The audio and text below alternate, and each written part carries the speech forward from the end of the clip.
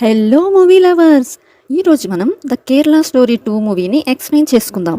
ముగ్గురు ఇన్నోసెంట్ అమ్మాయిలు ఒక డార్క్ లవ్ ట్రాప్లో చిక్కుకుంటే, స్టార్స్ అవ్వాలని కలలు కన్న అమ్మాయిలు ఊహించని ఒక నైట్ మేర్లో ఇరుక్కుంటే, నమ్మకం ఒక డెడ్లీ గేమ్లా మారితే, ఈ మూవీ ఎండింగ్ గురించి వింటే మీరు షాక్ అవుతారు. సో ఇంకా లేట్ చేయకుండా let's get started. Movie start అవ్వగానే ఒక రోజు రాత్రి కొచ్చి పోలీసులకి ఒక ఇంట్లో అమ్మాయి సూసైడ్ చేసుకుందని ఇన్ఫర్మేషన్ రావడంతో పోలీస్ టీం వెంటనే ఆ ఇంటికి వెళ్ళి అక్కడ సీన్ చూసి షాక్ అవుతారు. ఎందుకంటే ఆ అమ్మాయికి జుట్టు ఉండదు, గుండుతో ఉండి ఉరి వేసుకొని చనిపోయి ఉంటుంది. ఇది ఇలా ఉంటే గ్వాలియర్లో అర్ధరాత్రి సమయంలో ఇంట్లో అందరూ ఫుల్గా నిద్రలో ఉండగా ఒక అమ్మాయి ఫుల్గా భయపడిపోతూ ఉంటుంది. ఇంట్లో వారికి మెలకువ రాకముందే ఆ ఇంట్లో నుంచి పారిపోవాలని అనుకుంటుంది.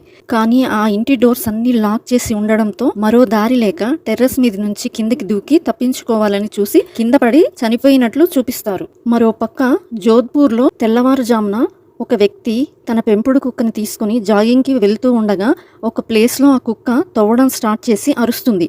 దాంతో ఆ పర్సన్ అక్కడికి వచ్చి చూసి షాక్ అవుతాడు. ఎందుకంటే అక్కడ ఒక అమ్మాయి శవం పూడ్చబడి తన చెయ్యి బయటికి కనిపిస్తుంది. అసలు ఈ ముగ్గురు అమ్మాయిలు ఎవరు, వారి జీవితంలో ఏం జరిగిందో తెలియడానికి ఇక్కడే స్టోరీ కొంతకాలం వెనక్కి వెళ్తుంది. సీన్ కట్ చేస్తే ఇక్కడే మనకి మెయిన్ మూవీలో మొదటి మెయిన్ క్యారెక్టర్ అయిన సురేఖ అనే అమ్మాయిని చూపిస్తారు. సురేఖ అంటే తన పేరెంట్స్కి ప్రాణం. ఒక్కతే కూతురు అవడంతో తనను చాలా గారభంగా పెంచుతారు.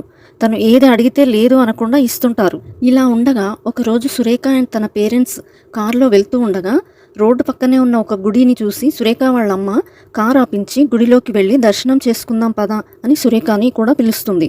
అయితే సురేఖ, ఏంటమ్మా ఎప్పుడు పూజలు ప్రసాదాలు అంటుంటావు, నేను రాను, నువ్వు వెళ్ళు అని అంటుంది. అది విన్న తన అమ్మ, నువ్వు కూడా మీ నాన్నలాగే అయ్యావు, మీరు ఇంకా మారరు అని గుడిలోకి వెళ్ళిపోతుంది. నిజంగానే సురేఖ ఫాదర్కి కూడా ఈ దేవుళ్ళు పూజలు అంటే అస్సలు నమ్మకం ఉండదు.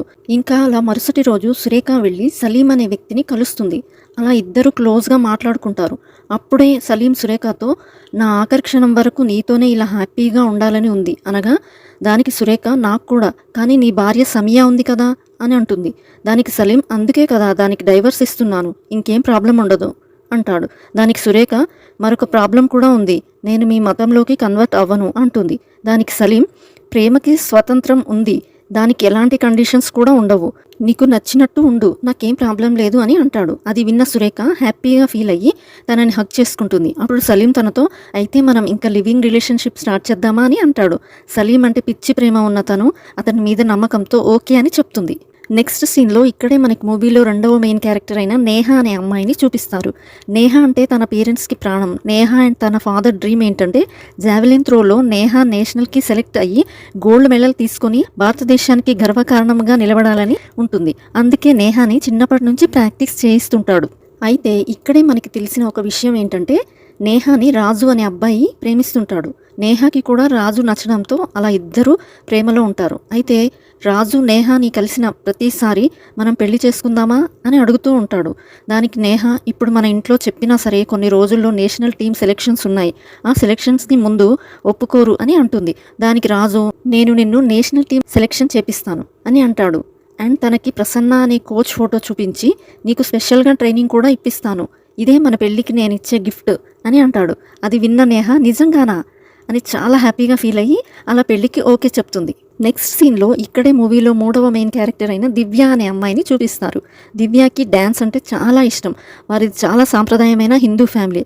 అయితే దివ్యకి తన డ్యాన్స్ వీడియోలు రికార్డ్ చేసి వాటిని రీల్స్ లాగా చేసి సోషల్ మీడియాలో పోస్ట్ చేసి చాలా వ్యూస్ అండ్ ఫాలోవర్స్ని సంపాదించాలని కోరికగా ఉంటుంది. దివ్య అదే విషయం తన పేరెంట్స్కి చెప్పగా, దివ్యకి డ్యాన్స్ మీద ఉన్న ప్యాషన్ అర్థమైన తన పేరెంట్స్ తనతో వల్గర్ డ్రెస్సెస్లో వీడియోస్ కాకుండా సాంప్రదాయమైన సాంగ్స్ మాత్రమే వీడియోస్ చేయి అని పర్మిషన్ ఇస్తారు. దాంతో దివ్య అలాంటి సాంగ్స్కి మాత్రమే డ్యాన్స్ చేస్తూ రీల్స్ సోషల్ మీడియాలో అప్లోడ్ చేస్తూ ఉంటుంది. కానీ ఎక్కువగా వ్యూస్ అండ్ ఫాలోవర్స్ రారు. ఇక్కడే మనకు తెలిసిన ఒక విషయం ఏంటంటే దివ్య రషీద్ అనే అతనితో ప్రేమలో ఉంటుంది. దివ్య వీడియోస్ అన్నీ తనే రికార్డ్ చేస్తూ ఉంటుంది. అలా ఒకరోజు రషీద్ దివ్యతో, సాంప్రదాయమైన రీల్స్ చేస్తే నువ్వు ఎప్పటికీ ఫేమస్ కాలేవు, నీకు నిజం చెప్పనా, నీకు ఉన్న అందానికి నువ్వు గ్లామరస్గా రీల్స్ చేసి ఇన్స్టాగ్రామ్లో పోస్ట్ చేస్తే పెద్ద స్టార్ అయిపోతావు అని అంటాడు. దానికి దివ్య, మా అమ్మ ట్రెడిషనల్ రీల్స్ చేయడానికి పర్మిషన్ ఇచ్చింది, అని అంటుంది. దానికి రషీద్, నువ్వు అవన్నీ పట్టించుకోకు, మీ హిందూ సాంప్రదాయ పద్ధతుల వల్ల నీ టాలెంట్ అంతా నాశనం అయిపోతుంది. మనం ఈ జనరేషన్ వాళ్ళము, నీకు నేను ఉన్నాను కదా, మన పెళ్ళి అయ్యాక నేను నీ రీల్స్ షూట్ చేస్తా, అప్పుడు నీ రీల్స్కి మిలియన్స్లో వ్యూస్ వస్తాయి అని అంటాడు. దానికి దివ్య, మనం పెళ్లి చేసుకోవాలి అంటే నాకు 18 ఇయర్స్ ఉండాలి కదా, నాకు ఇప్పుడు 16 ఇయర్సే అని అంటుంది. దానికి రషీద్, నువ్వు పెళ్లికి ఒప్పుకో, అవన్నీ నేను చూసుకుంటాను అని అంటాడు. రషీద్ చెప్పిన మాటలు నమ్మి స్టార్ కావాలి అనే మత్తులో ఉన్న దివ్య సరే అని చెప్తుంది. సీన్ కట్ చేస్తే రాజు నేహాని కలిసి, నీకు నా మీద నమ్మకం ఉంటే ఈరోజు మనం పెళ్లి చేసుకుందామా అని అడగగా, దానికి నేహ, పేరెంట్స్కి చెప్పకుండా పెళ్లి చేసుకోవడం కరెక్ట్ కాదు అని అంటుంది. దానికి రాజు, మరి మీ నాన్నని ఒప్పించు, ఇప్పుడు ఒప్పుకోడు కదా, అందుకే మనం ఇప్పుడే పెళ్లి చేసుకుందాం, తరువాత మీ పేరెంట్స్ని మా పేరెంట్స్ని ఒప్పించే బాధ్యత నాది, అప్పుడు చాలా గ్రాండ్గా మన పెళ్లి చేసుకుందాం అని కన్విన్స్ చేయడంతో రాజు మీద నమ్మకంతో నేహ ఓకే అని చెప్తుంది. అయితే అప్పుడే నేహాకి తన అమ్మ ఫోన్ చేసి, వచ్చే శనివారం నువ్వు ఇంట్లోనే ఉండాలి, ఎందుకంటే నిన్ను పెళ్లి చూపులు చూసుకోవడానికి వస్తున్నారు అని చెప్పడంతో అది విన్న నేహ షాక్ అవుతుంది. అదే విషయం రాజుకి చెప్తుంది. ఇది ఇలా ఉంటే మరోపక్క వ్యూస్ అండ్ ఫాలోవర్స్ కోసం దివ్య మోడర్న్ డ్రెస్సులతో ఐటెం సాంగ్స్కి డ్యాన్స్ చేస్తూ రీల్స్ సోషల్ మీడియాలో అప్లోడ్ చేయగా, ఆ రీల్స్ చూసిన దివ్య పేరెంట్స్ షాక్ అయ్యి దివ్య దగ్గరికి వెళ్ళి, ఇలాంటి వల్గర్ రీల్స్ ఎందుకు చేస్తున్నావు, ముందు వాటిని డిలీట్ చెయ్యి, స్టడీస్ కంప్లీట్ చేసి లైఫ్లో సెటిల్ అవ్వు అని సీరియస్ అవ్వగా, దానికి దివ్య, ఇదే నా కెరియర్, అసలు ఇన్ఫ్లుయెన్సర్ కెరియర్ గురించి తెలుసా మీకు, నువ్వు సంవత్సరం సంపాదించే డబ్బు నేను ఒకే నెలలో సంపాదిస్తాను అనగా, అది విన్న తన పేరెంట్స్, ఇలాంటి వల్గర్ రీల్స్ చేయడమే నీ కెరియర్ అయితే అలాంటి కెరియర్ నీకు వద్దు అని తన ఫోన్ పగలగొట్టి తనని రూమ్లో లాక్ చేసి డోర్స్ క్లోజ్ చేసేస్తారు. ఇది ఇలా ఉంటే మరో పక్క సురేఖ తన పేరెంట్స్తో సలీం గురించి అంతా చెప్పి తనతో లివింగ్ రిలేషన్షిప్లో ఉండబోతున్నాను అని చెప్పగా, అది విన్న తన పేరెంట్స్ షాక్ అయ్యి, ముస్లిం అబ్బాయితో లివింగ్ రిలేషన్షిప్ ఏంటి అని ఒప్పుకోరు. అయితే సురేఖ వారితో, ముస్లిం ఏంటి హిందూ ఏంటి, మీరు నన్ను అలా పెంచలేదు కదా నాన్న, అయినా సలీం చాలా మంచివాడు, మేము లైఫ్ లాంగ్ లివింగ్ రిలేషన్షిప్లోనే ఉంటాము, నేను ఆల్రెడీ సలీంకి వారి మతంలోకి కన్వర్ట్ అవ్వను అని చెప్పేశా అని అంటుంది. సురేఖకి ఎంత చెప్పినా సరే తను వినకపోవడంతో తన పేరెంట్స్కి ఏం చేయాలో అర్థం కాదు. మరో పక్క దివ్య మళ్ళీ వల్గర్ రీల్స్ చేయడం చూసిన తన అమ్మ, నువ్వు చెప్తే నా మాట వినట్లేవు, నీకు బుద్ధి వచ్చేలా చేస్తాను అని ఆ రూమ్ డోర్స్కి లాక్ వేసి పవర్ ఆఫ్ చేసి, నువ్వు ఎప్పుడైతే ఆ రీల్స్ చేయడం ఆపేస్తావో అప్పుడే డోర్స్ ఓపెన్ చేస్తాను అనడంతో దివ్యకి తన పేరెంట్స్పై చాలా కోపం వస్తుంది. మరో పక్క నేహాకి పెళ్లి చూపులు చూసుకోవడానికి అబ్బాయి ఫ్యామిలీ రాగా, నేహాని తన అమ్మ రెడీ చేస్తూ, అబ్బాయి అండ్ తన ఫ్యామిలీ చాలా మంచిదంట, నువ్వు నేషనల్స్కి సెలెక్ట్ అయ్యాకే పెళ్లి చేసుకుంటావని అబ్బాయితో చెప్తే వెయిట్ చేస్తాను అని అన్నాడంట, నువ్వు చాలా అదృష్టవంతురాలివి అని చెప్తుంది.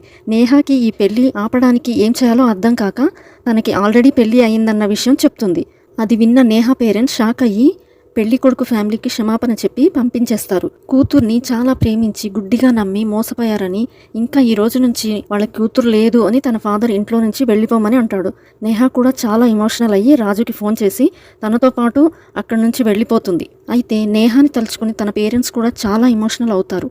మరో పక్క దివ్య ఏడుస్తూ రషీద్కి ఫోన్ చేసి జరిగిందంతా చెప్పి, నా పేరెంట్స్కి నేనంటే ఇష్టం లేదు, ఇంక నేను వారితో ఉండలేను, నువ్వు చెప్పిందే నిజము, ఇప్పటికల్లా నేను స్టార్ని అయ్యుండేదాన్ని, అందుకే నువ్వు వెంటనే వచ్చి నన్ను తీసుకెళ్ళు అని చెప్పి ఏడుస్తుంది. దాంతో రషీద్ దివ్య ఇంటి కాలనీ దగ్గరికి రాగా, దివ్య తన పేరెంట్స్కి తెలియకుండా ఇంట్లో నుంచి పారిపోయి రషీద్ని కలిసి తనతో పాటు వెళ్ళిపోతుంది.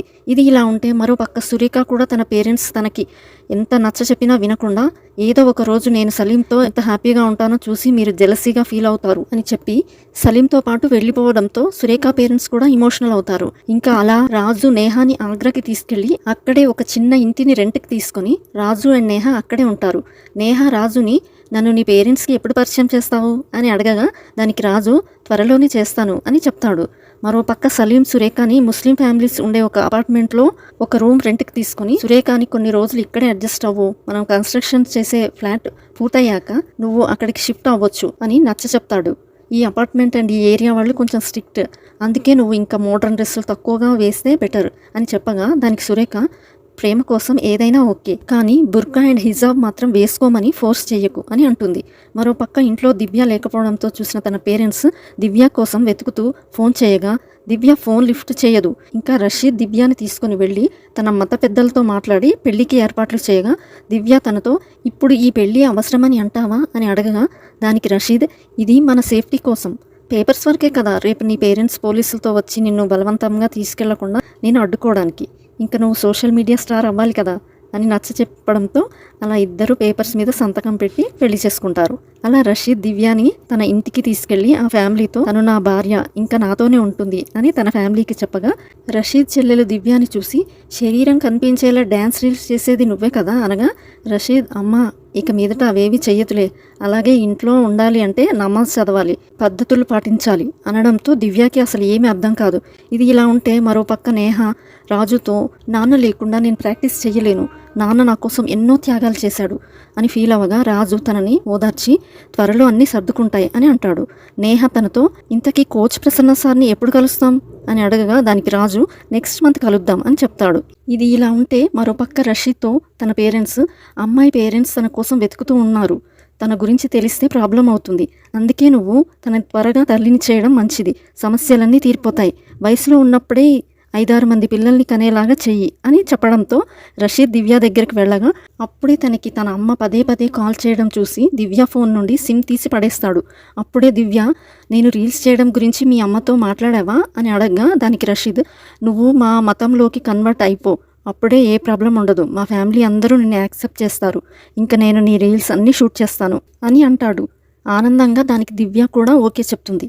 మరోపక్క 3 రోజులుగా రాజు డల్గా ఉండడం చూస్తే నేహ తనతో ఏమైంది, ఎందుకు డల్గా ఉన్నావు చెప్పు అని అడుగుతుంది. దానికి రాజు నీ దగ్గర నేను ఒక నిజం దాచాను, అది కూడా నీ మీద ఉన్న పిచ్చి ప్రేమతో, నీకు నిజం చెప్తే ఎక్కడ నాకు దూరం అవుతావో అని చెప్పలేదు అని అదిరిపోయే ట్విస్ట్ ఒకటి రివీల్ చేస్తాడు. నా పేరు రాజు కాదు ఫైజల్ అనడంతో అది విన్న నేహ మైండ్ బ్లాక్ అయ్యి అంటే ఆ రోజు నాకు అబద్ధం చెప్పి నన్ను పెళ్లి చేసుకున్నావా, ఇది ప్రేమ కాదు మోసం, అందుకే నన్ను నీ పేరెంట్స్కి పరిచయం చేయలేదా అని అడుగుతుంది.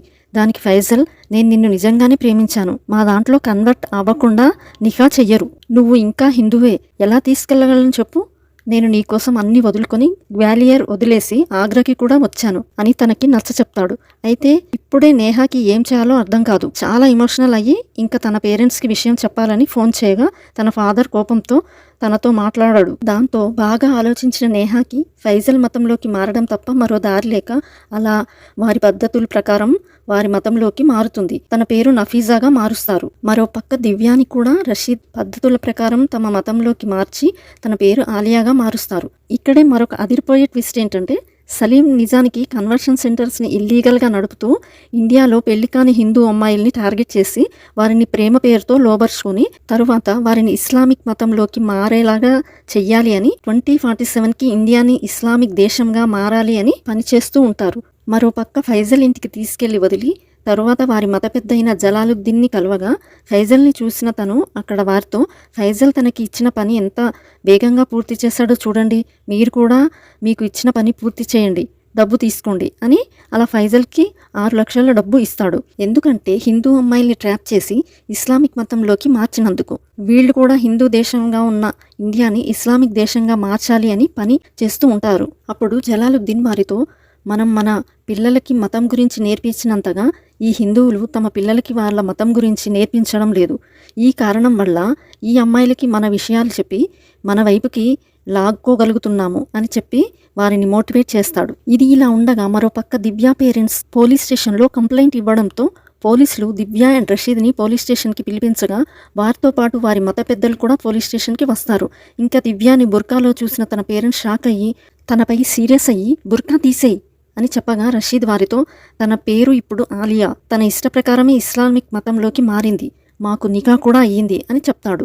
అది విన్న దివ్య ఫాదర్ తను ఇంకా మేజర్ కాదు, తనకి 16 ఇయర్సే, రషీద్ మీద పోక్సో కేసు ఫైల్ చేయాలి అని దివ్య బర్త్ సర్టిఫికేట్ చూపించగా రషీద్ అండ్ తన మత పెద్దలు ఆలియాకి 18 ఇయర్స్ ఉన్నాయని మ్యారేజ్ సర్టిఫికేట్ చూపిస్తారు. నిజంగానే దివ్యాకి 18 ఇయర్స్ దాటినట్టు ఫేక్ సర్టిఫికేట్ చూపిస్తారు.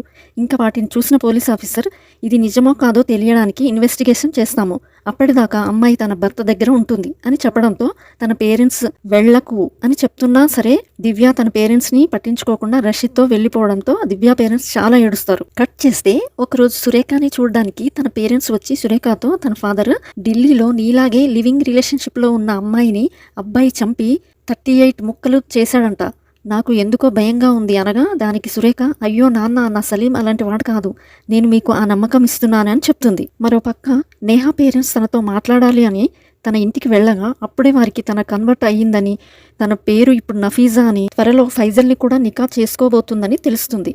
అలాగే తను వారితో నన్ను వద్దు అనుకున్న మీరు ఇంకెప్పుడు ఇక్కడికి రాకండి అని చెప్పడంతో అది విన్న నేహా పేరెంట్స్ వాడు నిన్ను మోసం చేస్తున్నాడు, నీ కల నాశనం అవుతుంది అని చెప్పినా సరే వారి మాటలు వినకపోవడంతో ఏడుస్తూ అక్కడి నుంచి వెళ్ళిపోతారు. ఇది ఇలా ఉంటే ఆలియా రషీద్ చెప్పినట్టుగానే పూర్తిగా వారి మతంలోకి కన్వర్ట్ అయ్యి వారి పద్ధతులనే పాటిస్తూ ఉంటుంది.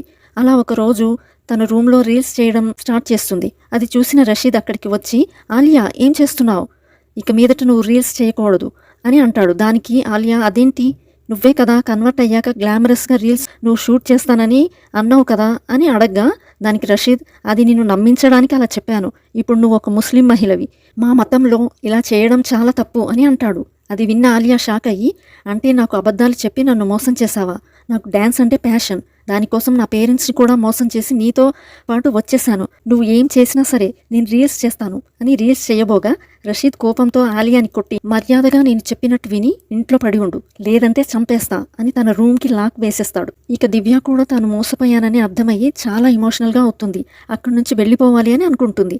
అయితే అప్పుడే తను ప్రెగ్నెంట్ అయ్యానన్న విషయం తెలియడంతో ఇప్పుడు ఏం చేయాలో అర్థం కాక షాక్లో ఉండిపోతుంది. ఇది ఇలా ఉంటే మరోపక్క సలీం తన భార్య కూతుర్ని కూడా సురేఖని ఉంచిన అద్దె ఇంటికి తీసుకుని రాగా తనని చూసిన సురేఖ షాక్ అయ్యి, తనకి డైవర్స్ ఇస్తాను అని చెప్పావు కదా, ఇక్కడికి ఎందుకు తీసుకొచ్చావని అడగ్గా దానికి సలీం, నేను పక్కాగా తనకి డైవర్స్ ఇస్తాను, కానీ వాళ్ళు ఇచ్చిన డబ్బులంతా వారికి తిరిగి ఇవ్వాలి కదా, ఇప్పుడు నా దగ్గర అంత డబ్బులు లేవు, త్వరలోనే పక్కాగా డైవర్స్ ఇస్తాను, ఇంకా ఇప్పుడు తను ఉండే ఇల్లు కూడా పడిపోయింది, తనని మరో ఇంట్లో ఉంచి రెంట్ కట్టడానికి కూడా నా దగ్గర డబ్బులు లేవు, అందుకే 2-3 నెలలు ఇక్కడే ఉంటుంది అనగా దానికి సురేఖ ఒప్పుకోదు.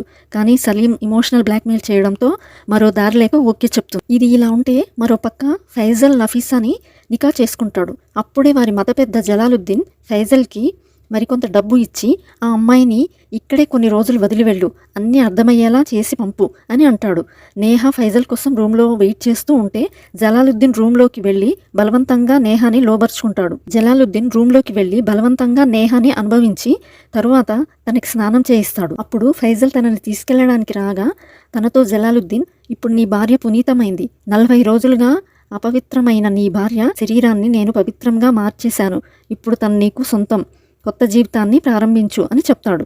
అదంతా చూస్తున్న నేహ తన పేరెంట్స్ని మోసం చేసినందుకే తనకి తగిన శిక్ష పడిందని చాలా ఎమోషనల్ అవుతుంది. మరోపక్క దివ్య పేరెంట్స్ తమ కూతురు మైనర్ అని కోర్టులు పోలీస్ స్టేషన్ల చుట్టూ తిరుగుతూ ఉంటారు.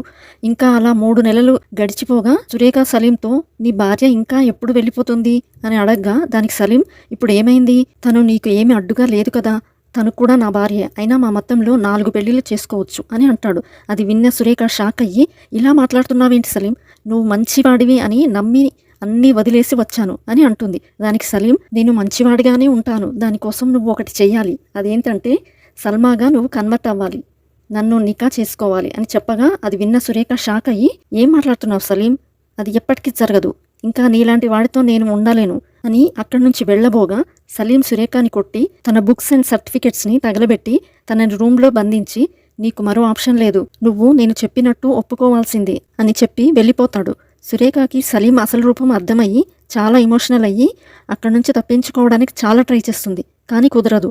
దాంతో తన పేరెంట్స్ని తలుచుకుని వారి మాట వినకపోవడం వల్లే తన లైఫ్ ఇలా అయ్యిందని ఏడుస్తుంది. సీన్ కట్ చేస్తే నేహా ఫైజల్తో, నేను ఎలాంటి ఎక్స్పెక్టేషన్స్ లేకుండా నిన్ను ప్రేమించి నిన్ను నమ్మి నీతో పాటు వచ్చేసాను, కనీసం నువ్వు ఒక్కరోజు ఒక్క క్షణమైనా నన్ను నిజంగా ప్రేమించావా, నన్ను వాడు మానభంగం చేశాడు, నీకు అర్థమవుతుందా, ఎందుకు నా జీవితం నాశనం చేశావు అని చెప్పి ఏడుస్తుంది. దానికి ఫైజల్, నీకు ఒక కొత్త జీవితాన్ని ఇచ్చాను, జీవించడం నేర్చుకో అని చెప్పి వెళ్ళిపోతాడు. అప్పుడే ఫైజల్తో తన అమ్మ, జలాలుద్దీన్ ఈ అమ్మాయికి నీకు తక్కువ డబ్బు ఇచ్చి నిన్ను మోసం చేశాడ్రా అని అంటుంది. దానికి ఫైజల్, అమ్మ ఇప్పుడు మరొక 3 అప్పర్ క్యాస్ట్ అమ్మాయిలని తీసుకురావాలంట, బ్రాహ్మణుల అమ్మాయిలను తీసుకొని వస్తే 12 లక్షలు ఇస్తా అని అంటున్నాడు అని చెప్పగా దాంతో తన అమ్మ, మరి ఈ అమ్మాయి మీద ఖర్చు పెట్టింది ఎక్కడి నుంచి వస్తుంది అని అంటుంది. దానికి ఫైజల్, ఎలా వసూలు చేయాలో నీకు తెలుసు కదా అమ్మా అని చెప్పి నవ్వగా తన అమ్మ సరే అని చెప్పి ఫైజల్ తమ్ముడు ఫరీద్ని పిలుస్తుంది.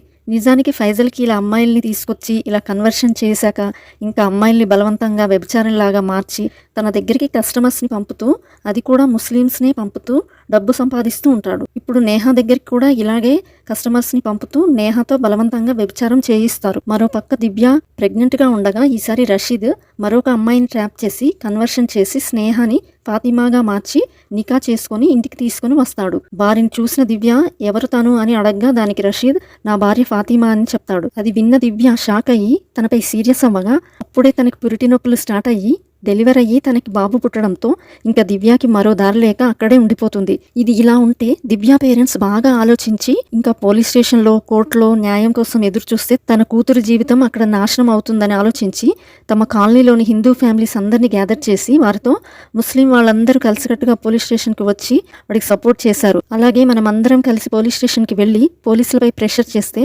అప్పుడే నా కూతురు ఇంటికి వస్తుంది, లేదంటే ఈ రోజు నా కూతురికి జరిగిందే రేపు మీ ఫ్యామిలీలో అమ్మాయికి కూడా జరుగుతుంది అనగా దానికి వాళ్ళు మనం మిడిల్ క్లాస్ ఫ్యామిలీ వాళ్ళం, వారితో గొడవలకు వెళ్తే మనకే నష్టం, అయినా మన ఇంటి అమ్మాయిని మనం పద్ధతిగా పెంచుకోవాలి కానీ వారిని అని ఏం లాభం అని అంటారు. అది విన్న దివ్య ఫాదర్ చాలా బాధపడి మనం ఇలా అందరం కలిసి లేనందువల్లనే మనల్ని వారు అలసుగా తీసుకుంటున్నారు, మీ నుండి నేను కోరుకునేది మా వాయిస్కి మీ వాయిస్ సపోర్ట్ మాత్రమే అని ఎంత రిక్వెస్ట్ చేసినా సరే ఎవ్వరూ వారికి సపోర్ట్గా నిలబడకపోవడంతో చాలా ఎమోషనల్ అవుతారు. నెక్స్ట్ సీన్లో ఒకరోజు ఫాతిమా దివ్యతో మాట్లాడగా అప్పుడే దివ్యకి డౌట్ వచ్చి తనని ఫాతిమా కంటే ముందు నీకు మరో పేరు ఏమైనా ఉందా అని అడగ్గా దానికి ఫాతిమా అవును నా పేరు స్నేహ, నన్ను కన్వర్ట్ చేశాడు అని చెప్పడంతో అది విన్న దివ్యకి రషీద్ అండ్ ఫ్యామిలీ చేస్తున్న కన్వర్షన్ ప్లాన్ గురించి అర్థమయ్యి తనకి జరిగిందంతా చెప్పి తన పేరు కూడా దివ్య అని నాకు అంటే బిడ్డ పుట్టాడు, కానీ నువ్వు నా మాట విని అవకాశం ఉన్నప్పుడే ఇక్కడ నుంచి తప్పించుకుని వెళ్ళిపో అని చెప్తుంది. కానీ స్నేహ దివ్య మాటలు సీరియస్గా తీసుకోదు, కానీ తనతో ప్రేమగా ఉంటుంది. మరోపక్క ఆ రోజు కస్టమర్స్ ఎవరూ లేకపోవడంతో ఫైజల్ తమ్ముడు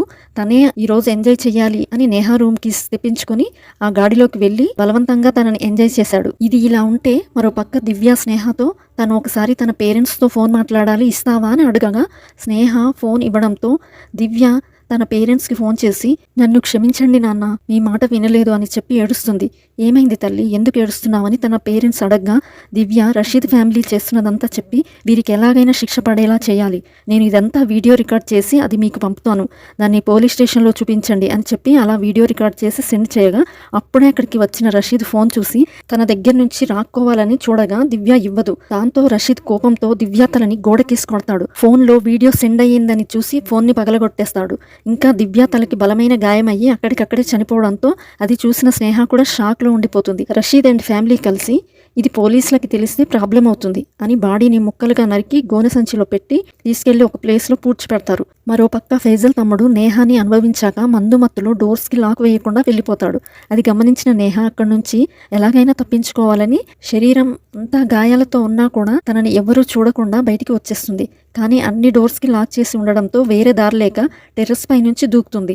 నిజానికి తను చనిపోదు, అలా అక్కడి నుంచి పోలీస్ స్టేషన్కి వెళ్తుంది. మరోపక్క సురేఖ 3 రోజులుగా ఫుడ్ తినకుండా ఉండడంతో సలీం తన మనుషులతో పాటు సురేఖ దగ్గరికి వెళ్ళి తనకి బీఫ్ తినిపిస్తాడు. కానీ సురేఖ తాను అసలు తినను అంటుంది. కానీ తన కాళ్ళు చేతులు బంధించి బలవంతంగా నోట్లోకి కుక్కి నువ్వు ఇది తినేసావు, ఇంకా 2 రోజుల్లో పూర్తిగా ఇస్లామిక్ మహిళగా మార్చేస్తాం, ఈ బుర్కా వేసుకోవడం కూడా అలవాటు చేసుకో అని అక్కడి నుంచి వెళ్ళిపోతారు. సురేఖ వాంతులు చేసుకొని తనకి హిందూ ధర్మం గురించి పూర్తిగా తెలియకపోవచ్చు, కానీ తాను హిందూ ధర్మంలోనే పుట్టాను, అదే ధర్మంలో బ్రతికాను, ఇప్పుడు బ్రతికి ఉంటే వీళ్ళు బలవంతంగానైనా తనని కన్వర్షన్ చేస్తారని, అలాంటి బ్రతుకు నాకు వద్దు అని తన పేరెంట్స్ కోసం నన్ను క్షమించండి నాన్న, మీ మాట వినకుండా చాలా పెద్ద తప్పు చేశాను, నేను హిందూ ధర్మంలో పుట్టాను, అలాగే పెరిగాను, నా అంత్యక్రియలు కూడా హిందూ ధర్మం ప్రకారమే చేయండి అని లెటర్ రాస్తుంది. సలీంకి కూడా సురేఖ జుట్టు అంటే చాలా ఇష్టమైన దాన్ని అలాగే పెంచు అని చెప్పింది గుర్తు చేసుకుని తన జుట్టు కత్తిరించుకొని గుండు చేసుకొని ఉరివేసుకుని ఆత్మహత్య చేసుకుని చనిపోతుంది. ఇంకా ఈ విషయం తెలిసిన పోలీసుల నుంచి సురేఖ పేరెంట్స్ అక్కడికి చేరుకొని సురేఖ రాసిన లెటర్స్ చదివి సలీం చేస్తున్న కన్వర్జేషన్స్ గురించి పోలీసులకి తెలిసి సలీంతో పాటు దీంతో లింకు ఉన్న అందరినీ అరెస్ట్ చేసి దారుణంగా కొడుతూ బుద్ధి చెప్తారు. ఒక పక్క నేహా పోలీస్ స్టేషన్కి వెళ్ళి పోలీసులకి జరిగిందంతా చెప్పగా అది విన్న పోలీసులు కూడా ఇమోషనల్ అయ్యి ఫైజల్ని, అతని అమ్మ అండ్ తమ్ముడిని అరెస్ట్ చేసి అలాగే జలాలుద్దీన్ అండ్ గ్యాంగ్ని కూడా అరెస్ట్ చేసి బాగా కొడతారు. వారి మతంలో ఇలా అత్యాచారం చేసిన మగవారికి ప్రైవేట్ పార్ట్ కట్ చేస్తారు అని ఫైజల్ అండ్ తన తమ్ముడి ప్రైవేట్ పార్ట్ కట్ చేస్తారు. ఇంకా దివ్య సెల్ఫీ వీడియోస్ చూసిన తన పేరెంట్స్ అదే వీడియో అందరికీ షేర్ చేయగా నిజం తెలిసిన హిందువులు అందరూ కోపంతో రగిలిపోయి ఒక్కటయ్యి దివ్య పేరెంట్స్కి సపోర్ట్ చేసి రషీద్ ఫ్యామిలీని పోలీసులకు పట్టించి రషీద్ ప్రైవేట్ పార్ట్ కట్ చేస్తారు.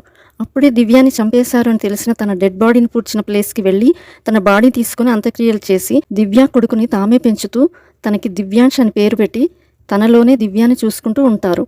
ఇంకా సురేఖ రాసిన లెటర్స్ చూస్తూ తన జ్ఞాపకాలను గుర్తు చేసుకుని తన పేరెంట్స్ కూడా చాలా ఎమోషనల్ అవుతారు. మరో పక్క నేహ పేరెంట్స్ తనకి ధైర్యం చెప్పి తన ఫాదర్ తనతో నన్ను క్షమించు తల్లి, నిన్ను అర్థం చేసుకోకుండా ఇంట్లో నుంచి వెళ్ళిపోమని అన్నాను. ఫాదర్గా నీకు అర్థమయ్యేలా చెప్పి నిన్ను మార్చుకుని ఉండాల్సింది అని అంటాడు. ఇంకా నేహ కూడా తను చేసిన పనికి వారికి క్షమాపణ చెప్తుంది. అలాగే మళ్ళీ తన ఫాదర్తో కలిసి ఎప్పటిలాగే జావెలిన్ ప్రాక్టీస్ స్టార్ట్ చేస్తుంది. ఇలా మూవీ ఎండ్ అవుతుంది. ఈ వీడియో మీకు నచ్చినట్లయితే లైక్ అండ్ షేర్ చేసి ఇంకా మీరు ఏ మూవీ అండ్ వెబ్ సిరీస్ వినాలి అని అనుకుంటున్నారో కమెంట్ చేయండి. ఇలాంటి మరిన్ని వీడియోస్ కోసం మన ఛానల్ని సబ్స్క్రైబ్ చేయడం మర్చిపోకండి. Thanks for watching. See you all in the next video. Bye.